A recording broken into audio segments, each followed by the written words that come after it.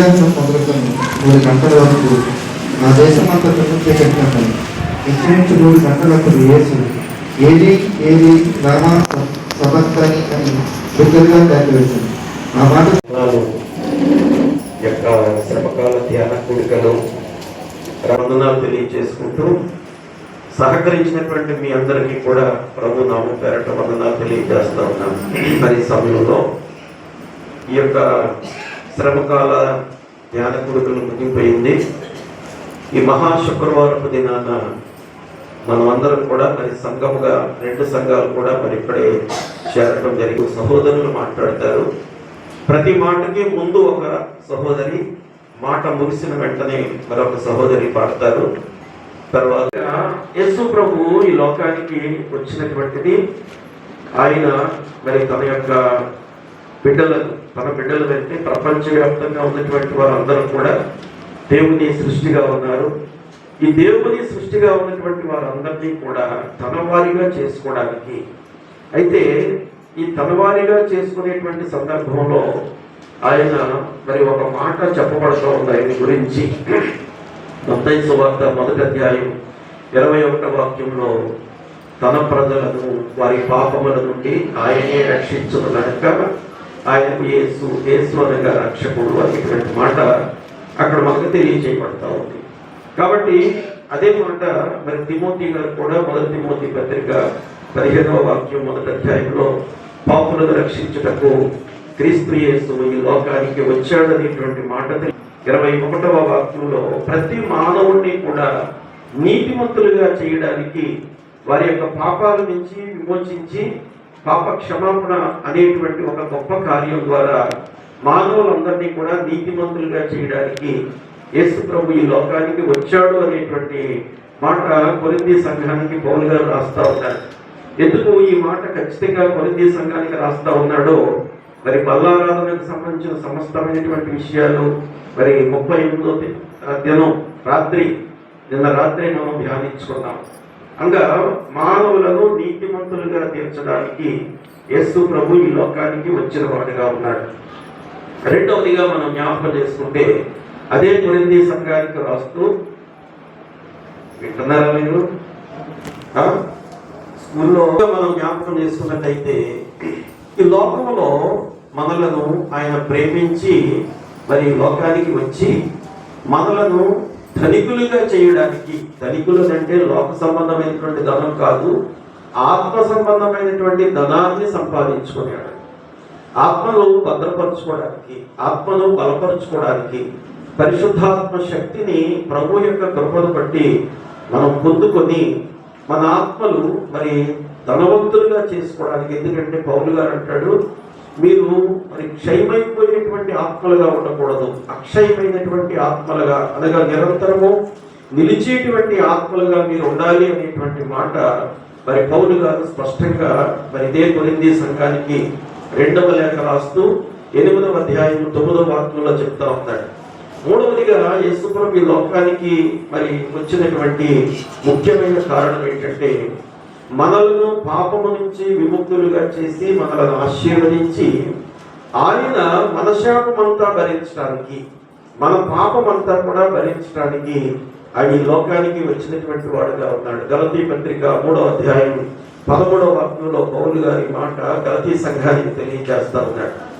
2వ అంశంలో మనం జ్ఞాపకం చేసుకుంటే సిలువ ద్వారా మరి ఆయన మరి మన సహవాసాన్ని ఇంకా పెంపొందించడానికి, లేకపోతే రక్షించబడినటువంటి వారికి, సిలువ వార్త విన్నటువంటి వారికి మరి ఆయనతో ఉండేటువంటి సహవాసాన్ని బలపరచడానికి యేసు ప్రభు ఈ లోకానికి వచ్చి మనందరి కొరకు కూడా మరి సిలువ మరణాన్ని అనుభవించినటువంటి వాడుగా ఉంటా ఉన్నాడు.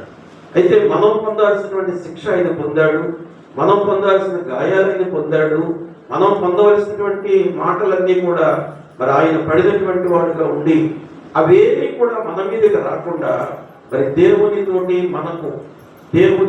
మనకు ఒక నూతన సంబంధాన్ని మరి ఆయన ఏర్పాటు చేయడానికి లోకానికి మరి వచ్చినటువంటి వాడుగా ఉంటా ఉన్నాడు. ఎలాంటి నూతన సంబంధం మనం జ్ఞాపకం చేసుకోగలిగితే 2వ కొరింథీ పత్రిక 5వ అధ్యాయం 21వ వాక్యంలో అంటాడు పౌలు గారు, సిలువ ద్వారా దేవుడు మనలను అంగీకరించాడు.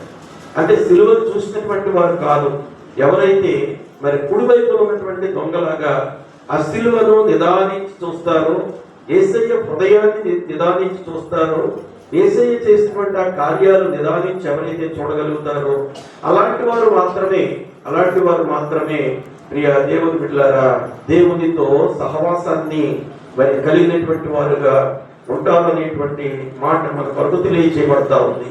రెండవదిగా దేవునితో మనకున్నటువంటి సహవాసాన్ని ఆయన ఎలాగో బలపరుస్తా ఉన్నాడో కొలస్సీయులకు రాసిన పత్రిక 1వ అధ్యాయం 13-14 వాక్యాల్లో సిలువ ద్వారా మనకు పాప క్షమాపణ జరుగుతుంది. సిలువ ద్వారా మన పాపములన్నీ కూడా ఆయన తుడిచివేస్తాడు.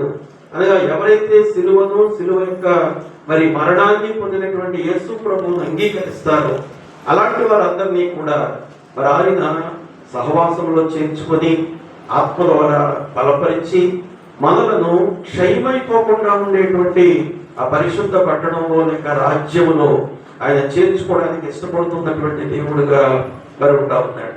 మూడవదిగా మరి మనం జ్ఞాపకం చేసుకున్నట్టయితే హెబ్రీ సంఘానికి రాస్తూ పౌలు గారు 2వ అధ్యాయం 11-12 వాక్యాల్లో సిలువ ద్వారా మనము తండ్రితోటి సహవాసాన్ని, మోషే సహితం లేకపోతే సమూయేలు లాంటి వాడు కూడా, లేకపోతే ఇంకా ప్రవక్తలైనటువంటి వారు ఎవరైనా దేవుని యొక్క స్వరాన్ని విన్నారు. చివరికి అబ్రహాముతో సహా స్వరాన్ని విన్నారు, కానీ ఏ మనుషుడు ఎప్పుడు దేవునిని చూచి ఎరగడు.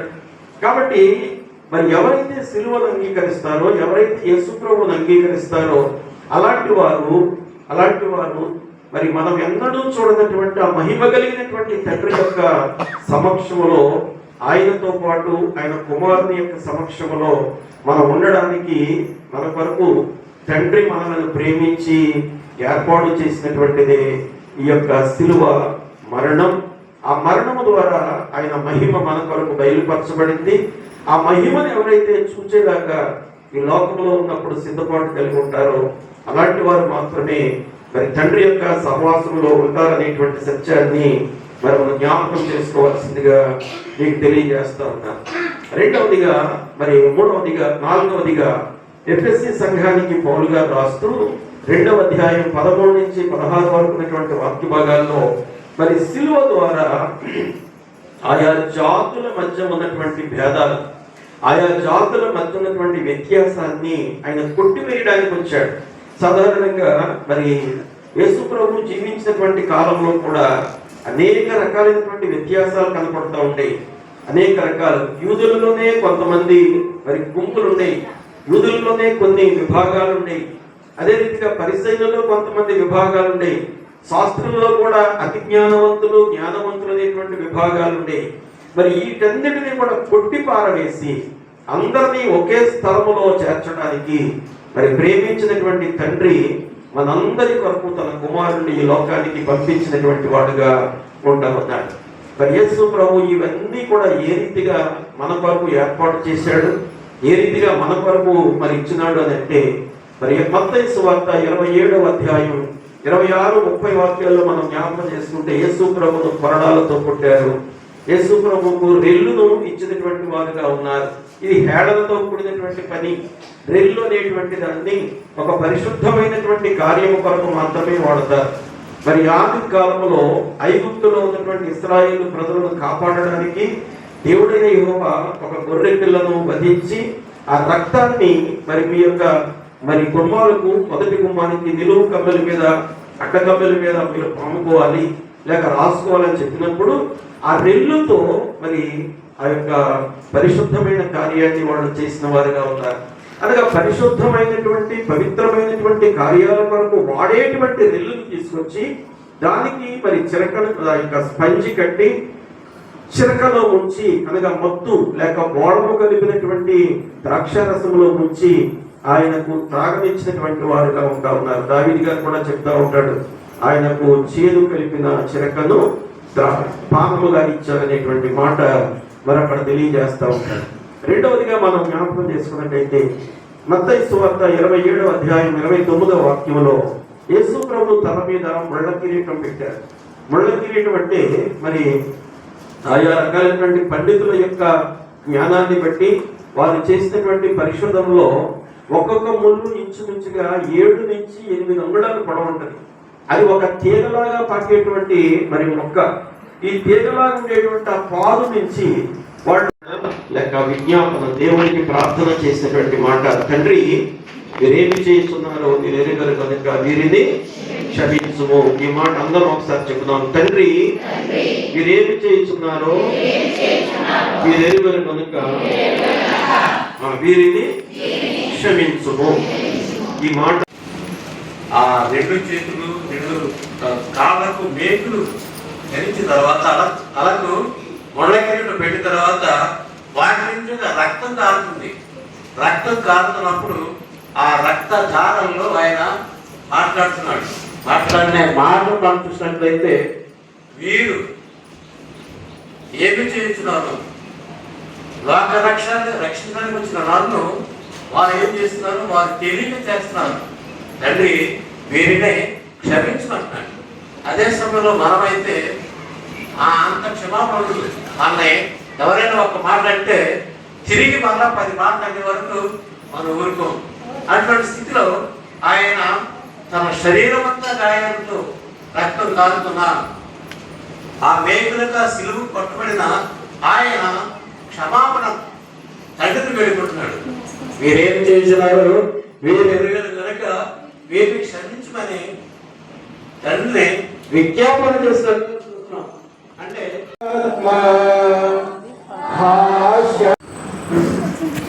దేవుడి సంగమా ప్రభు నామ పేరిట తెలియజేస్తున్నానంటే శిలువ ధ్యానంలో 39వ రోజులకు మనం ప్రవేశించాం. అందుని బట్టి దేవునికి వందనాలు. శ్రమకాల దినోత్సవాలు కూడా చక్కగా జరిగాయి. మనం అనేకమైనటువంటి వాక్యాలు విన్నాం. అయితే అసలైనటువంటి ముఖ్యమైనటువంటి వాక్యం మనం వినడానికి ఇక్కడ ఫెయిల్ ఉన్నాం. అయితే మనసులు చక్కగా దగ్గర పెట్టుకుని పక్క వాళ్ళ వైపు చూడకుండా ఒకరితో ఒకరు మాట్లాడకుండా చెప్పినటువంటి వాక్యాన్ని మనం అన్వయించుకుంటే మనకు చాలా దీవెనకరం. 2వ మాట గురించి నేను చెప్తున్నాను. నేడు నీవు నాతో కూడా పరదేశంలో ఉండు. అందుకు ఆయన లోకాసువార్త 23వ అధ్యాయం 43వ వచనంలో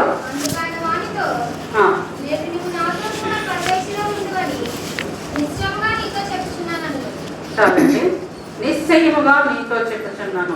యేసుక్రీస్తు సిలువలో వేసినటువంటి 2వ కేక. ఇది 2వ పిలుపు. ఆయన దేవుణ్ణి, ఆయన తండ్రిని పిలుస్తున్నటువంటి 2వ పిలుపు. ఆయనతో మాట్లాడుతున్నారు. ఆయన అక్కడ ఆ సిలువ వేసినప్పుడు ఆయనతో పాటు 2 దొంగలు కూడా సిలువ వేయబడ్డారు. కుడివైపు ఒక దొంగ, ఎడం వైపు ఒక దొంగ విన్నట్టుగా మనం చూస్తూ ఉన్నాం, వింటూ ఉన్నాం. అయితే ఈ 2 దొంగలు కూడా ఆయనతో సిలువ వేయబడ్డారు. యేసుకు అతి దగ్గరగా ఉన్నారు. ఎంత అదృష్టం అండి. వాళ్ళ జీవితంలో వాళ్ళు చేసినటువంటి పాపాలు కానీ తప్పులు కానీ అవన్నీ పక్కకు వెళ్ళిపోయాయి. వాళ్ళు చక్కని అయితే హింస అయితే పడుతున్నారు, సిలువ అయితే వేయబడ్డారు, కానీ వాళ్ళకి చక్కని ఆధిక్యత లభించిందని నేనైతే అనుకుంటున్నాను. ఎందువలన అక్కడ సిలువలో యేసుప్రభు పక్కన ఇటువైపు ఒక్కైనా ఉండి వాళ్ళిద్దరూ మాట్లాడుకుంటున్నారు. ఈ లోకరీత్యా మాట్లాడుకుంటున్నారు. వాళ్ళు ఏం మాట్లాడుకుంటున్నారు వాళ్ళు? అయితే వారిలో మొదటి వాడు నిందించిన విషయాలు, నీవు యేసువు కదా, నీవు ఎందుకు మాతో పాటు వేలాడుతూ ఉన్నావు? మాకైతే ఈ శిక్ష కరెక్టే. నీవెందుకు వేలాడుతూ ఉన్నావు? ఆయనను దూషిస్తూ అక్కడ అలా చెప్పుతూ కూడా ఏమంటున్నాడంటే, నీవు క్రీస్తువు కదా, నువ్వు యేసుక్రీస్తువు కదా. అక్కడ విమర్శిస్తున్నాడా, పొగుడుతున్నాడా అనేది కూడా మనకి తెలియట్లేదు. నిన్ను నువ్వు రక్షించుకో, సవాలు విసురుతున్నాడు. నిన్ను నువ్వు రక్షించుకో, యేసు ప్రభువు కదా, చాలా గొప్పవాడు కదా, ఈ లోకంలో చాలా ఆశ్చర్యక్రియలు, అద్భుత క్రియలు అన్నీ కూడా చేసినటువంటి గొప్ప వ్యక్తివి, లోకాన్ని రక్షించడానికి వచ్చినటువంటి గొప్ప త్యాగమూర్తి కదా, నిన్ను నువ్వు రక్షించుకో అని చెప్తూ ఉండగా 2వ దొంగ వెంటనే మొదటి వారిని గర్దిస్తున్నట్టు మనం చూస్తున్నాం. తెలియజేసేవారండి. లేదంటే మరి ఆయన విలువైన రక్తాన్ని చిందించకపోతే మన పాపాలన్నీ కూడా పరిహారం అయ్యేవి కాదు. అంటే మరి ఆయన విలువైన రక్తాన్ని చిందించి మన యొక్క పాపాలన్నీ కూడా ఆయన ప్రాయశ్చిత్తంగా తీసివేసిన మనందరూ కూడా పవిత్రులుగా ఉండడం జరిగింది. అయితే చూసినట్లయితే ఇక్కడ ఇది ఇతరుల గురించి పలికినటువంటి ఇక 3వ మాటగా కూడా ఇది ఉండడం జరిగింది. మరి ఈ సందర్భాల గురించిన మాట 4 సువార్తలు ఎక్కడ ఉంటుంది? ఒక యోహాను సువార్తలో మాత్రమే ఈ యొక్క మాట ఉంటుంది. క్రీస్తుని గురించినది ఈ మాట గురించి మిగిలిన సువార్తలు ఎక్కడ కనిపిస్తుంది? ఓన్లీ అక్కడ ఒక యోహాను సువార్తలో మాత్రమే ఇది కనబడుతుంది. అయితే ఏం చేస్తుందంటే ఇక్కడ ఆయన అంత వేదంలో ఉన్నప్పుడు కూడా తన ప్రాణం పోతుంది. అదే రీతిగా తన ఎండలో కలవరి సిరియాగం బలియాగం అవుతూ ఏం చేశారంటే ఆయన యొక్క తల్లి అయిన మరియ కొరకు ఆలోచిస్తున్నారండి. అదే చేశారు. ఆయన ఏం చేస్తున్నారు? తల్లి కొరకు మర్చిపోకుండా తన శిష్యుడైనటువంటి యోహాను గారితో పలుకుతున్నారండి. యోహాను గారితో ఈ మాట పలుకుతారు. అయితే ఈ సందర్భంలో ఈ యొక్క మాట మాట్లాడే పరిస్థితులు ఏం చేశారంటే ఇక్కడ 3 వ్యక్తులు కనిపిస్తున్నారండి. 3 వ్యక్తులు కావాలంటే అక్కడ క్రీస్తు ప్రభు వారు అప్పగిస్తున్న వ్యక్తి. ఆయన ఒక వ్యక్తిని అప్పగిస్తున్నారు. ఎవరంటే తల్లిని తన శిష్యుడికి అప్పగిస్తున్నారు. అదే రీతిగా అప్పగింపబడుతున్న వ్యక్తి కూడా ఉన్నారండి. ఎవరో తల్లి గారు మరి తల్లి గారిని అప్పగిస్తూ ఉన్నారు. 3వదిగా స్వీకరిస్తున్న వ్యక్తి అంటే ఎవరంటే యోహాను గారు. శిష్యుడైన యోహాను గారికి తల్లి గారిని అప్పగిస్తున్నారు. ఈ విధంగా ఇవన్నీ కూడా కలవరచిల్లిగిన ఆ విధంగా ఎంత బాగున్నప్పుడు కూడా తన తల్లి గారిని ఆ విధంగా తన జాగ్రత్తగా చూసుకుని అప్పటికి మరి యోహాను గారికి తల్లి లేదని కాదండి, తల్లి ఉన్న అన్ని ఉన్నాయి. అన్నప్పుడు కూడా ఈ తల్లి గారిని కూడా యోహాను గారికి అప్పగించడం జరుగుతుంది. అసలు మరి ఇక మరియా అనే మాట చూసుకున్నట్లయితే మిరియాము అనే హెబ్రీ పదానికి లేదా గ్రీకు పదానికి పదమే ఈ యొక్క మరియా అని ఉంటుంది. అయితే ఈ పదానికి చాలా అర్థమైంది చూడండి. ఎందుకంటే మరి దాని కన్న కూడా కన్న కుమారుడిని ఆ విధంగా బలి చేయడం అనేది మరి అదంతా ఎంత కూడా ఇష్టమైనది కాదు. అది లోకరీత్యా జరగవలసింది కాబట్టి ఆ విధంగా ప్రభావికి ఉంది. అయితే ఈ విధానికి ఏంటంటే చేదు అని అర్థం కూడా ఉంది. అయితే ఈమెను గురించి చూసినట్లయితే ఇంకేంటంటే ఆయన గురించి కన్యకైన మరియా అంటే కన్యక మీ యేసు ప్రభు గురించి ఉన్నటువంటి చూసినట్టు అది మత్తయి సువార్త 1:22 చూసినట్లయితే ఒకసారి మత్తయి సువార్త 1:22 చూసినట్లయితే ఇదిగో కన్యక గర్భవతి కుమారుని కరుణు ఆయనకి ఇమ్మానుయేలు పేరు పెంచాలి. చూసారండి ఏం చేశారంటే ఇదిగో కన్యక గర్భవతి కుమారుని కరుణు. సాధారణంగా మరి లోపల ఎక్కడ జరుగుతుందండి? జరిగితే సమాజం ఊరుకుంటుందా? సమాజం తన ఇష్టం వచ్చినట్టు మాట్లాడుతుందండి. ఏ రకంగా మాట్లాడుతుందంటే మనం చెప్పవలసి లేదు. ఎందుకంటే అది కూడా మనం కూడా అలాగే మాట్లాడుతాం. ఏముందంటే ఇదిగో కన్యక కాకపోతే కుమారుని కరుణు ఆయనకు ఇమ్మానుయేలుని పేరు పెట్టాము. చూడండి అంటే కన్యక గర్భవతి అయిందంటే మరి సాధారణంగా మరి అది అంత మంచి పరిస్థితి కాదు. సమాజంలో అంత మాత్రం కూడా అనుకోకుండా ఉంచేవారు కాదు. అయితే ఆ విధంగా ఏం చేసిందంటే ఇది ఏం జరిగింది? పరిశుద్ధాత్మ వల్ల మాత్రమే ఆమె గర్భవతి జరిగింది. గర్భవతి ఏం చేసిందంటే తన లోకానికి ఆ విధంగా వెలిగినవ్వడం జరిగింది. అంతకు ముందుకు ఏం చేశారంటే ఆ ఎవరి కాలంలో భక్తి పడుతున్నటువంటి యేసుకు ఈయన దేవుడి ప్రదానం చేయబడి ఉంది. ఆయా సందర్భంలో ఈ కార్యక్రమం జరిగింది కాబట్టి ప్రదానం చేయబడి పెళ్లి కాకుండా గర్భం ధరించి ఆ విధంగా ఇటువంటి నిర్ణయాలు కూడా వేస్తుంది. అయినప్పుడు కూడా చేశారంటే దేవాది దేవుడు అది జరగాలి కాబట్టి ఆ విధంగా చేయించడం జరిగింది. అయితే ఇప్పుడు చెప్పబోయే మాట 4వ మాట అండి.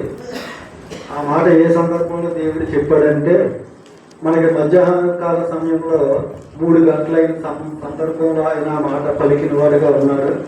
అయితే ఈ మాట ఇద్దరు భక్తులు ఏమని రాశారంటే ఎలోహి ఎలోహి లాభా సబత్తా అని ఒక భక్తుడు, ఇంకో భక్తుడు అయితే ఏలి ఏలి లాభా సబత్తా అని ఒక భక్తుడు. అంటే ఇక్కడ పలికే భాష లేకపోతే ఉచ్చారణ 2 విధాలుగా ఉండొచ్చు. కానీ అర్థం ఏమిటండి? నా దేవా నా దేవా నన్ను ఎందుకు చెయ్యి విరిచింది. అర్థం భావం అంతా కూడా ఒకటే. కాబట్టి ఇప్పుడు మనం ఏం పెట్టారా ఇక్కడ మనం జ్ఞాపకం ఉంచుకోవాల్సింది ఏమిటి అంటే దేవుడి యొక్క భావాన్ని మనము జ్ఞాపకం చేసుకోవాలి. అయితే మనం ఇక్కడికి చెప్పిన ఈ 4వ సందర్భం ఏమిటి అంటే దేవుడికి కుమారునికి కలిగిన ఎడబాటు. అంటే దేవుడు కుమారుడిని విడిచిపెట్టకపోతే మన పాపాలకి పరిహారం లేదు. అయితే మరి నన్ను ఎందుకు విడిచిపెడుతున్నావు అని దేవుడు ఇక్కడ అడిగిన వాడిగా ఉన్నాడు.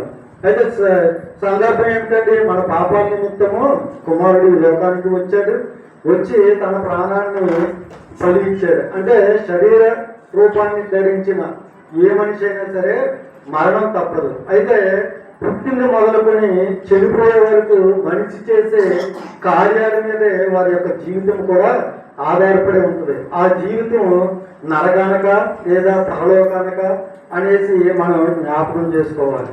ఇక్కడ చూసుకున్నట్లయితే ప్రియమైన దేవుని బిడ్డలారా, ముందుగా ఎడబాటు అనేది ఎవరెవరికి వస్తుందంటే మనం చిన్నతనం నుంచి చూసుకున్నట్లయితే ఒక విద్యార్థికి ఒక టీచర్కి కొంచెం ఎడబాటు ఉంటుంది. ఎందుకని బిడ్డ చదివాడు అనుకోండి, టీచర్కి ఏ విధమైన ఆవేదన ఉంటుంది ఆ బిడ్డను బట్టి, అంతా కూడా సంతోషమే ఉంటుంది. అయ్యో నేను చక్కగా చెప్తున్నాను, ఈ బిడ్డ ఆలకిస్తున్నాడనే భావన ఆ యొక్క ఉపాధ్యాయుల పట్ల బిడ్డల పట్ల ఉపాధ్యాయుడు ఎంతో సంతోషాన్ని కలిగి ఉంటాడు.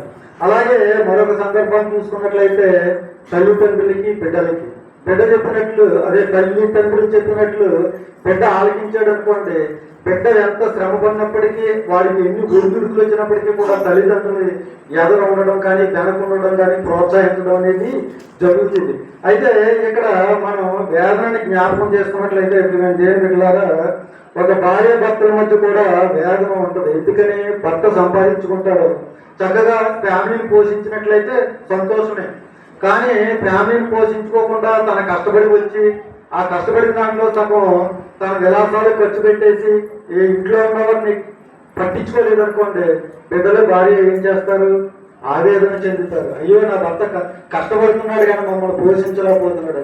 లేదనుకోండి, భర్త కష్టపడినప్పటికీ కూడా భార్య కూడా కష్టపడకుండా వేరే వేరే రకాలుగా తన జీవితాన్ని ఆమె పాడు చేసుకుంటే కనుక భర్త కూడా ఆవేదన చెందుతుంది. అంటే ఇక్కడ ఇద్దరి మధ్యన కూడా మిస్అండర్స్టాండింగ్ అన్నది ఉంది. అంటే ఇద్దరు జీవితాలను బట్టి బిడ్డల యొక్క జీవితాల్లో కూడా వేదన కలుగుతుంది. కానీ ఇక్కడ ప్రభువైన యేసుక్రీస్తుకి కలిగే వేదన తండ్రికి లేకపోతే కుమారుడికి మధ్య ఏ విధమైన తారతమ్యాలు లేదా గొడవలు కాదండి. మనం చేసే పాపాలను బట్టి మన జీవితంలో ఎన్నో పాపాలు చేసాం. అవి చీకట్లోనూ చేసాం, వెలుగులోనూ చేసాం.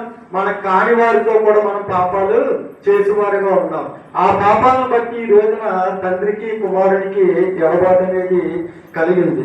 కాబట్టి మేము దేవుని బిడ్డలారా, అంతేకాకుండా ఈ యొక్క లేఖనాల నెరవేర్పు కూడా ఉందనేసి లేఖనాల ద్వారా కొంతమంది భక్తులు మనతో కూడా మాట్లాడుతున్నారు. యెహోవా సెలవిచ్చినది ఏమనగా, ఆ దినమున నేను మధ్యాహ్న కాలం ముందు సూర్యుని అస్తమింపజేయుదును, పగటి వేళను భూమికి చీకటి కమ్మజేయుదును. 8వ వాక్యంలో ఆ మాట మన వరకు తెలియచేయబడతా ఉంది. అటు తరువాత సమస్తమును అప్పటికి సమాప్తమైనదని యేసు ఎరిగి, లేఖనము నెరవేరినట్లు నేను దప్పికొనుచున్నాను అనేను. ఈ మాట మరి యేసు ప్రభు వారు సిలువ మీద ఉండి పలికినటువంటి మరి 5వ మాటగా మన కొరకు ఏర్పాటు చేయబడింది. Jesus said, I am thirsty. Thirsty అంటే మరి తీవ్రమైనటువంటి దప్పిక. ఒక ప్రక్క మరి శరీర రీతిగా మనం ఆలోచించినట్టయితే ఒక ప్రక్క ఎండ, మరొక ప్రక్క అంతకు ముందు రాత్రి నుంచి కూడా వారందరూ కూడా ఆయా ప్రాంతాలకు ఆయన తిప్పారు, కానీ ఎక్కడా కూడా మరి ఆయనకు ఒకసారి కూడా దాహానికి నీళ్ళు ఇచ్చినటువంటి దాఖలాలు ఎక్కడ కూడా లేవు. చరిత్రలో కూడా ఏ గ్రంథంలో కూడా ఆయనకు నీళ్లు తాగమని ఇచ్చినటువంటి సందర్భం కనపడదు. అనగా ఆ దినాల్లో ఉన్నటువంటి మరి సంఘ నాయకత్వానికి, ఆ దినాల్లో ఉన్నటువంటి పరిపాలకులకు యేసు ప్రభు మీద ఎంత కక్ష, ఎంత క్రోధం ఉందో అక్కడ మనకి తెలియచేయబడతా ఉంది. ఇక్కడ యేసు ప్రభు వారు ఇంత తీవ్రమైనటువంటి శ్రమలో ఉండి మరి శరీర సంబంధంగా రక్త మాంసాలు కలిగినటువంటి వాడుగా ఒకవేళ ఆయన దప్పిక అయి ఉండొచ్చు, కానీ ఆయన ఈ మాట పలకడానికి కారణం ఏంటంటే ఆత్మల సంబంధమైనటువంటి దాహం. ఆత్మలు మరి నశించిపోకుండా ఉండాలి అనేటువంటి ఒక ఆలోచన కలిగినటువంటి వాడుగా ఆత్మల యొక్క దాహాన్ని తీర్చుకోవడం కోసం ఆయన ఈ మాట మరి పలికినటువంటి వాడుగా మరి కనపడతా ఉన్నాడు. 2 రీతిలుగా మనం అనుకోవచ్చు. శరీర సంబంధమైన అలసటను బట్టి దాహం, శరీరంలో రక్తం అంతా బయటికి పోయింది, మరి నీరు కూడా బయటికి పోయింది. శరీరాన్ని బట్టి ఒకవేళ దాహం అవ్వచ్చు, కానీ ఆత్మీయంగా మనం ఆలోచించినట్టయితే యేసు ప్రభువుకు మరి ఆ యొక్క మాట పలకడానికి కారణం ఏంటంటే ఆయనకు ఆత్మల యొక్క మరి దాహం, అనగా నశించిపోయేటువంటి ఆత్మలు ఆయనకు కావాలి అనేటువంటి మాట. అయితే ఆయన అంత బిగ్గరగా కేక వేసినప్పుడు మరి వాళ్ళు ఇచ్చినటువంటిది ఏంటో ఒకసారి మత్తయి సువార్త 27వ అధ్యాయం 34వ వాక్యంలో మనం జ్ఞాపకం చేసుకున్నట్లయితే, చేదు కలిపిన ద్రాక్ష రసమును ఆయనకు త్రాగనిచ్చిరి గాని ఆయన దానిని రుచి చూచి త్రాగనొల్లకపోయేను. యేసు శిలువపై పలికినటువంటి 6వ మాట మనం కూడా చెప్పుకుంటున్నామండి. 6వ మాటలో సంతృప్తి, ఒక విజయం. యేసు సమాప్తమైనదని చెప్పాను. ఆయన ఆల్మోస్ట్ సక్సెస్ సాధించారండి. విక్టరీ అంటే విజయాన్ని సాధించారు. యోహాను సువార్త 19వ అధ్యాయం 30వ వచనం ఒకసారి చదువుకుందాం. యేసు ఆ చిరక పుచ్చుకొని చిరకను పుచ్చుకొని సమాప్తమైనదని చెప్పి తల వంచి ఆత్మను అప్పగించెను. మన రక్షకుడైనటువంటి యేసు శిలువ మీద 6వ మాట పలికిన విధానము విజయాన్ని సాధించినటువంటి ఒక విజయ గర్వంతో ఆయన చెప్పుతూ ఉన్నారు. సమాప్తమాయను అనగా తన పనిని తాను సంపూర్ణముగా పూర్తి చేసుకున్నారని. ఆయన వచ్చిన పని ఏదైతే ఉందో అది క్రమమైన రీతిలో ఆయన పూర్తి చేసుకున్నారు. రాజులకు రాజు, ప్రభువులకు ప్రభువు పలికినటువంటి ఈ మాట ఈ రోజు మన అందరికీ కూడా ఆదరణిచ్చేగా ఉంది. ఆయన విజయాన్ని ఇస్తున్నారు మనకి. ఇది మన తండ్రి మనకి ఇచ్చినటువంటి ఒక గుడ్ న్యూస్. అంటే ఆల్మోస్ట్ అయిపోయింది, ఇక కొద్ది సమయాల్లో ఆయన తండ్రి దగ్గరికి ఆయన ఆత్మ చేరగలుగుతుంది. గుడ్ సక్సెస్, మనం విజయానికి చేరులో ఉన్నాం. ఆనందంతో వేసినటువంటి కేక, అది అరుపు కాదు, విజయంతో పిలిచినటువంటి ఒక పిలుపు. ఆయన యందు నిరీక్షణ విశ్వాసము కలిగిన మానవులందరికీ కూడా ఒక ప్రకటన చేస్తున్నాడు. ఆయన ధైర్యంగా, నేను విజయాన్ని సాధించాను, సమాప్తమైపోయింది, నేను వచ్చిన పని పూర్తయిపోయింది అని ఒక మాట ఆయన మనకి చెప్తున్నారు. ఇక్కడ రాజులకు రాజైన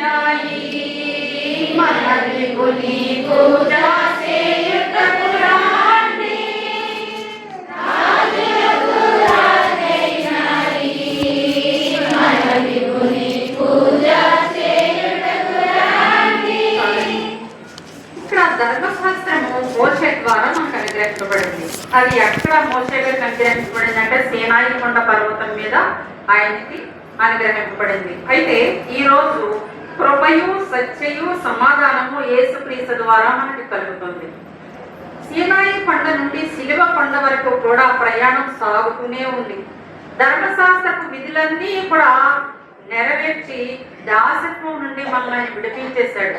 ధర్మశాస్త్రంలో ఏమైతే ఆజ్ఞలు ఇచ్చారో అవన్నీ కూడా అప్పటి నుండి వచ్చి ఈయన చేతికి వచ్చినప్పటికీ ఈయన మనల్ని విడుదల చేశారు.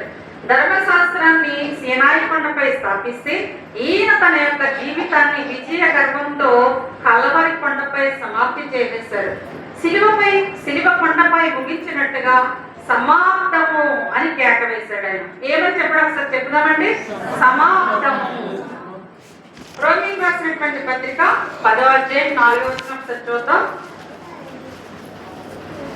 విశ్వసించు ప్రతివానికి నీతి కలుగుటకై క్రీస్తు ధర్మశాస్త్రమునకు సమాప్తి అయి ఉన్నాడు. విశ్వసించు ప్రతి వానికి నీతి కలుగుటగా, ఎవరైతే దేవుణ్ణి నమ్మారో వాళ్ళందరికీ కూడా నీతి కలగడం కోసం క్రీస్తు ధర్మశాస్త్రానికి సమాప్తి అయి ఉన్నాడు. ఆయన క్లోజ్ చేసేసినటువంటి పరిస్థితిలో మనం ఉన్నాం. ఆయన శరీరధారిగా చేయవలసినటువంటి పనులకు సమాప్తం పలికారు. అనేక చోట్ల ఆయన బోధన చేశారు, అనేక గొప్ప కార్యాలు చేశారు. అన్నిటికీ కూడా ఆయన అనేక మందిని పిలిచారు, ఆయన వెంబడించమని పిలిచారు, బతిమిలాడారు. అందరినీ కూడా క్షమాభిక్ష పెట్టారు, చాలా మందిని ప్రేమించారు, ఆదరణకర్తగా ఉన్నాడు ఆయన. ఈ రోజు వాటన్నిటికీ కూడా సమాప్తమైపోయింది. ధర్మశాస్త్రానికి సమాప్తం పలికారు. ప్రవక్తల యొక్క లేఖన నెరవేర్పు కొరకు సమాప్తమైంది. తండ్రి అప్పగించిన పని సమాప్తం చేశారు. తండ్రికి తన ఆత్మని ఎంత ఉవేగా అప్పగిస్తున్నారో తెలుసండి. ఆయన చాలా విధేయతగా అప్పగిస్తూ ఉన్నారు. ఎందుచేత క్రీస్తు సమాప్తమైందని చెప్పాడంటే క్రీస్తు సిలువలో మరణించని గాని ఆయన ప్రాణములు ఇతరులు చంపలేదు. తీసుకుందాం. లూకాసు సువార్త 7వ మాట. లూకాసు సువార్త 23వ అధ్యాయం 46వ వాక్యంలో అప్పుడు యేసు గొప్ప శబ్దంతో కేక వేసి, తండ్రి నీ చేతికి నా ఆత్మను అప్పగించుకుంటున్నాను. ప్రియ దేవుని బిడ్డలారా, యేసు ప్రభు సిలువలో పలికినటువంటి 7వ మాట అనగా ఈ లోకానికి ఆయన వచ్చినటువంటి కార్యాన్ని విజయవంతముగా సమాప్తము చేసిన తర్వాత సాతాను యొక్క క్రియలన్నింటినీ కూడా జయించి ఆయన తండ్రి చిత్తాన్ని నెరవేర్చినటువంటి వాడుగా ఈ యొక్క మాట చివరిగా పలుకుతా ఉన్నాడు. ఏమిటా మాట అంటే, తండ్రి నీ చేతికి నా ఆత్మను అప్పగించుకుంటున్నానని చెప్పి ఆయన ప్రాణము విడిచెను అనేటువంటి మాట తెలియజేస్తూ ఉన్నాడు.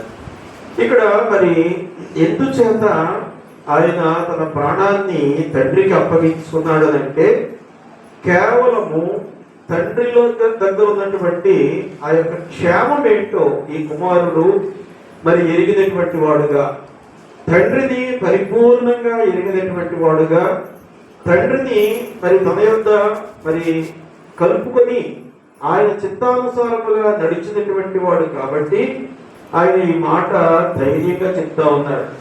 సాధారణంగా మరి మనలాంటి వాళ్ళు ఎవరైనా చచ్చిపోయేటప్పుడు ఒకవేళ కొంచెం కాన్షియస్ లో కనుక ఉంటే, అంటే మరి మనకి స్పృహ అనేటువంటిది ఉంటే మనం ఏమనుకుంటామంటే, తండ్రి నా ఆత్మను నీ చేతికి అప్పగించుకుంటున్నామని చెప్పేటువంటి వాడు ఉంటారు. కానీ ఏమని చెప్తారంటే, తండ్రి నన్ను ఇంకా కొంతకాలం బ్రతకనీ అనేటువంటి ఉంటారు. తండ్రి నేను ఇంకా చక్కబెట్టుకోవాల్సిన పనులు చాలా ఉన్నాయని చెప్పేవాడు ఉంటారు. కానీ యేసు ప్రభు వారు అలా చెప్పట్లేదండి. ఆయన చెప్పినటువంటి మాట ఏంటంటే, నా ఆత్మకు తండ్రి దగ్గర మాత్రమే భద్రత ఉంది, తండ్రి దగ్గర మాత్రమే నా ఆత్మ మరి క్షేమంగా ఉండేటువంటిదిగా మరి ఉంటా ఉంటుంది. ఎందుచేతంటే ఈ తండ్రి సత్యవంతుడైనటువంటి దేవుడు, ఈ తండ్రి నమ్మకస్తుడైనటువంటి దేవుడు, ఈ తండ్రి తన పిల్లలను మరి పరిపూర్ణంగా ప్రేమించేటువంటి దేవుడు. ఎందుకంటే ఈ లోకంలో ఎవరు కూడా ఎవరి బిడ్డల్ని ఇతర బిడ్డల కోసం నువ్వు వెళ్ళి త్యాగం చేయి బాబు, అది ప్రాణం బ్రతకాలంటే నీ ప్రాణం ఏనంటే వాడు మన కంటికి కూడా కనపడకుండా పారిపోతాడు. అలాంటిది ఈ కుమారుడు మరి తండ్రి యొక్క మాటకు లోబడి వచ్చిన వాడుగా ఉన్నాడు కాబట్టి ఆ తండ్రి కూడా ఈ కుమారుని యొక్క భద్రత కొరకు ఆలోచించేటువంటి వాడుగా ఆయన ఉంటా ఉన్నాడు. యోహాను సువార్త 7వ అధ్యాయం 28వ వాక్యంలో మనం జ్ఞాపకం చేసుకోగలిగితే, యేసు దేవాలయంలో బోధించుచు, మీరు నన్ను ఎరుగుదురు, నేను ఎక్కడి వాడనో ఎరుగుదురు, నా అంతటా నేను రాలేదు, నన్ను పంపినవాడు సత్యవంతుడు, నన్ను పంపినవాడు సత్యవంతుడు. ఆయన నిరంతరము మరి చిరస్థాయిగా అన్ని కాలాల్లో కూడా ఉండేటువంటి దేవుడు. నాకే కాదు, రాబోయే కాలంలో మీ అందరికీ కూడా ఆయన మరి సత్యవంతుడైనటువంటి దేవుడుగా ఉండి మిమ్మల్ని అందరినీ కూడా ఆయన కాపుదలలో భద్రపరుచుకోవాలనే నన్ను ఈ లోకానికి పంపించాడనేటువంటి మాట ఆయన దేవాలయంలో ఉన్నప్పుడు వాక్యాన్ని చదివేటప్పుడు కానీ బోధించేటప్పుడు కానీ అక్కడ చేరినటువంటి సమూహాలందరికీ కూడా మరి స్పష్టంగా ఆయన చెప్పినటువంటి వాడుగా మరి కనపడతా ఉన్నాడు. చెల్లించుకుంటున్నాం. ఈ మధ్యాహ్న కాల సమయంలో మరొకసారి మీ పరిశుద్ధ నామాన్ని బట్టి మీ వందనాలు. ఓపికగా బిడ్డలందరూ కూడా కూర్చున్నారు. మరి పాటల ద్వారా, ప్రార్థించడం ద్వారా, వాక్యం చదవటం ద్వారా, వాక్యాన్ని ధ్యానించడం ద్వారా మీ నామాన్ని ఎంతగానో హెచ్చించిన దాన్ని బట్టి మీ వందనాలు. చేరి వచ్చిన ప్రతి బిడ్డను మీ కథ దృష్టిలో మీ కాపుదల్లో ఉంచండి. మాట్లాడిన బిడ్డలు, పాటలు పాడిన బిడ్డలు, ప్రార్థించిన బిడ్డలు, వారందరికీ కూడా రావాల్సిన ప్రతి ఆశీర్వాదాన్ని మీరు దయచేయమని వేడుకుంటూ ఉన్నాం. దాని మరి ఆదివారం జరిగేటువంటి ఆరాధనలకు సిద్ధపరచండి. ఈ కార్యాలన్నింటిలో కూడా వారి వారి హస్తాలు చేరినటువంటి బిడ్డలను దీవించమని, ఆశీర్వదించమని, కృపలో భద్రపరచండి. ఆయన ఇంకా మా ముందు మరి ఈస్టర్ ఉంది, ఆ కార్యాన్ని కూడా మేము చక్కగా చేసుకోవడానికి కలిగి ఉండేటువంటి సహవాస భోజనాన్ని బట్టి కూడా మీకు వందనాలు చెల్లించుకుంటూ సహకరించిన ప్రతి బిడ్డను, హస్తాలు చాపిన ప్రతి బిడ్డను దీవించమని, ఇంకను మరి బిడ్డలందరూ కూడా ముందుకొచ్చి వారి యొక్క భాగాన్ని ఈ యొక్క పరిచర్యలో పంచుకోవడానికి సహాయం చేయమని, తిరిగి గృహాలకు పిలుచుండగా క్షేమాన్ని ఇవ్వండి, మీ నామాన్ని హెచ్చించుకుని మహిమ పొందమని సమస్త స్తుతి మీకు ఆరోపించుకుంటూ యేసు పరిశుద్ధ నామంలో కృతజ్ఞతాపూర్వకంగా ఈ ప్రార్థన మీకు అర్పించుచున్నాము తండ్రి. ఆమేన్. ఆ తండ్రి అయిన దేవుని ప్రేమ, ప్రభు అయిన యేసుక్రీస్తు కృప, పరిశుద్ధాత్మ అన్యోన్య సహవాసము సన్నిధి ఇప్పుడును ఎల్లప్పుడూ సదాకాలము తోడయుండి నడిపించును గాక. ఆమేన్. ఆమేన్. ఆమేన్. నంతగట్టగా సిలువ ప్రాణి కాపనించు కొరకు నిన్ను కాంచెనా ఇది